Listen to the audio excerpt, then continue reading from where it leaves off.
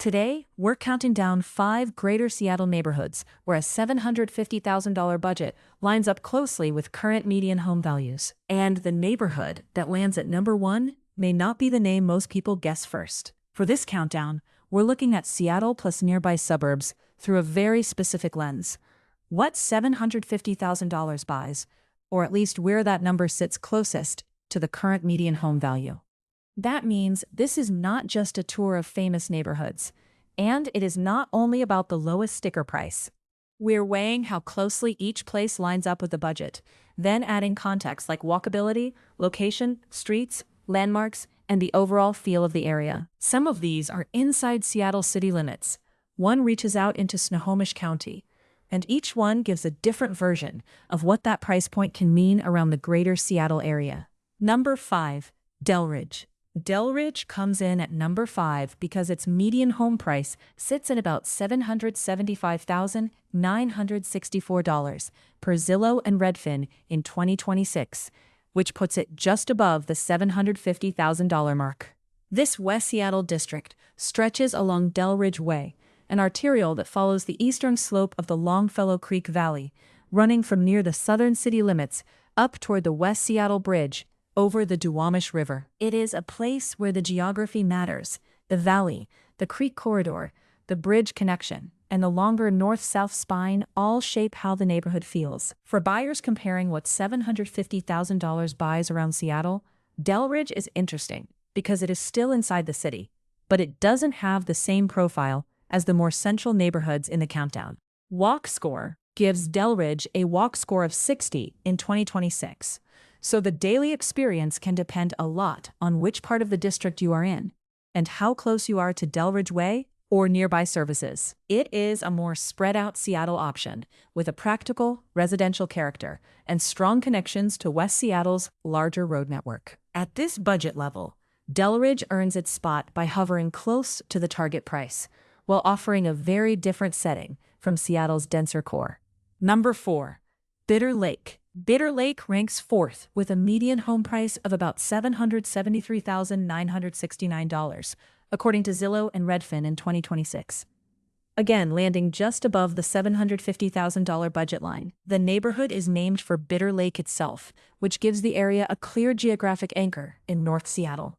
Its history reaches back to a landscape that was once largely Douglas fir and western red cedar forest before later development reshaped this part of the city. That lake-centered identity makes Bitter Lake stand apart from other North End neighborhoods that are defined more by commercial corridors or freeway access. What makes Bitter Lake relevant for this countdown is the combination of a near-budget median value and a more walkable setup than Delridge. Walk Score gives Bitter Lake a walk score of 73 in 2026, which points to a stronger network of errands, routes, and neighborhood-scale access. It is still North Seattle rather than downtown Seattle, so the rhythm is different from Capitol Hill or Columbia City, but it gives the $750,000 conversation a lake neighborhood angle. For viewers comparing price signals across the city, Bitter Lake is one of the clearest examples of a Seattle neighborhood that sits very close to the target, while offering a specific natural landmark right in the name. Number 3, Monroe. At number 3, we leave Seattle city limits and head northeast to Monroe, a city in Snohomish County near the Cascade foothills. Monroe's median home value is about $736,153 per Zillow and Redfin in 2026, placing it slightly under the $750,000 target rather than just over it. That difference matters in a countdown focused on what this budget buys, because Monroe is one of the few entries here where the median value comes in below the benchmark. It brings the greater Seattle area into the conversation beyond the city's neighborhoods. Monroe is located at the confluence of the Skykomish and Snoqualmie rivers, where they form the Snohomish River. And that setting gives it a very different identity from the in-city pics. The Cascade foothills are part of the backdrop, and the river geography is not just a side note, it is central to how the city is situated. Walk Score gives Monroe a walk score of 86 in 2026, which is a notable number for a suburb in this regional comparison. For a $750,000 budget, Monroe stands out because it brings a lower median value than the target, a foothills and rivers setting, and a stronger walkability score than many people might expect from a community outside Seattle proper.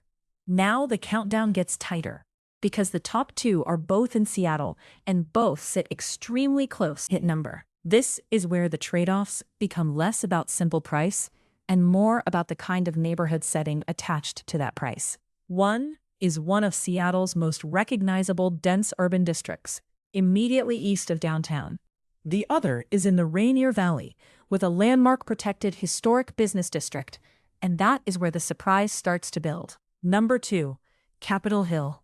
Capitol Hill takes the number 2 spot with a median home value of about $745,904, according to Zillow and Redfin in 2026. That is remarkably close to the $750,000 benchmark, and it puts one of Seattle's best-known central neighborhoods directly in play for this topic. Capitol Hill is immediately east of downtown Seattle and north of First Hill, which gives it a highly central location within the city. It is also described as a densely populated residential district, and that density is a major part of its urban feel. For buyers focused on what $750,000 buys, Capitol Hill's strongest signal is not just the median value, but how much city access is packed around it.